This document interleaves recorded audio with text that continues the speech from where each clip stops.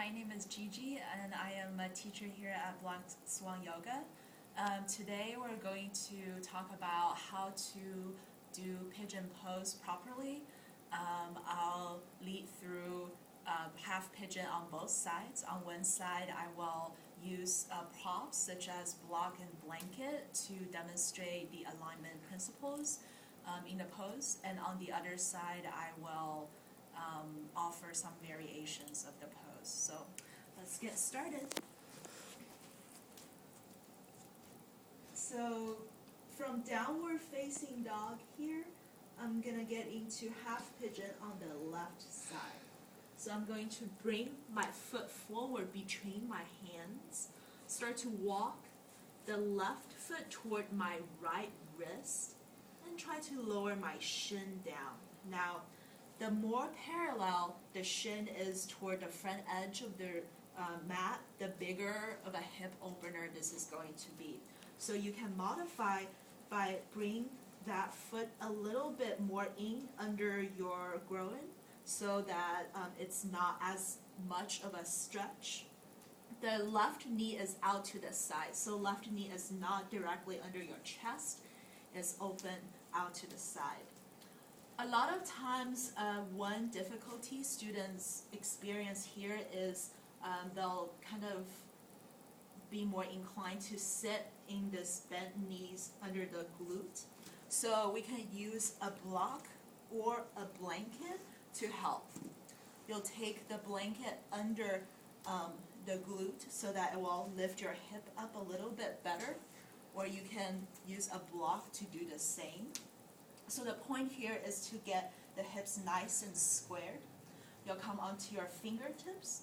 Before you fold forward, I found it very helpful to look back, curl the back toes under, take your right hand to your inner right thigh, and give yourself an internal rotation. So try to lower that straight legs hip down a little bit more. When you release your foot behind you, make sure the foot is not sickling. All the toes should be pointing straight back. And then you'll come onto your fingertips. You'll root down and take a deep inhale to lift your chest, roll the shoulders down the back. And then as you exhale, carefully fold forward.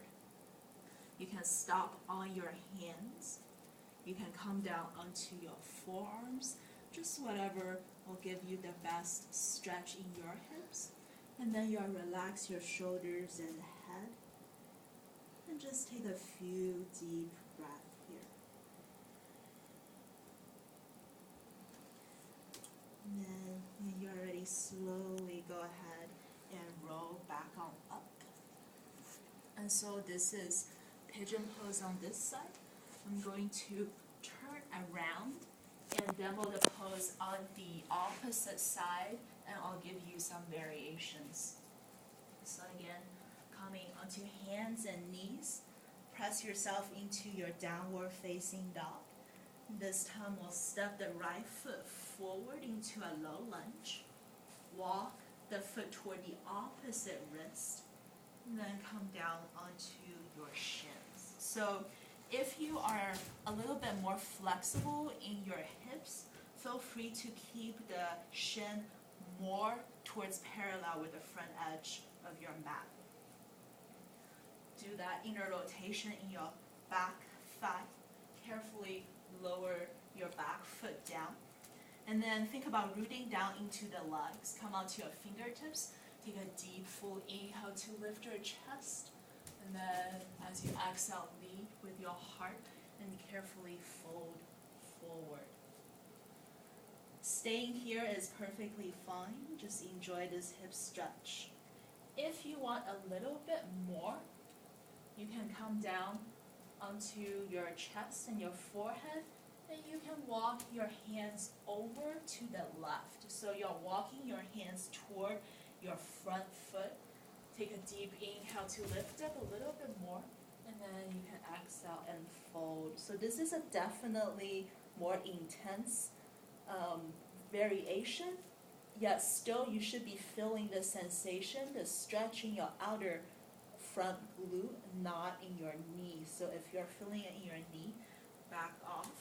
Maybe bring that foot in a little bit more, and then fold forward again. Another nice variation, we can add a quad stretch here. So you'll slowly come back onto your fingertips, right hand under your face, bend your back knee. Again, if you have knee issues, this variation is not appropriate for you. You have no knee injuries, you'll bend the back knee, and then you'll cradle the foot with your left hand, same side hand and foot, and then very carefully start to encourage the heel to come toward the outer glutes. You can stay here, lift your chest, try to square your shoulders toward the front of the mat. Or you can also take this into the crook of your elbow. Instead of dumping your weight down, think about squeezing your thighs together, lift out of it, and then maybe potentially interlace your fingers, and then you can press your head back.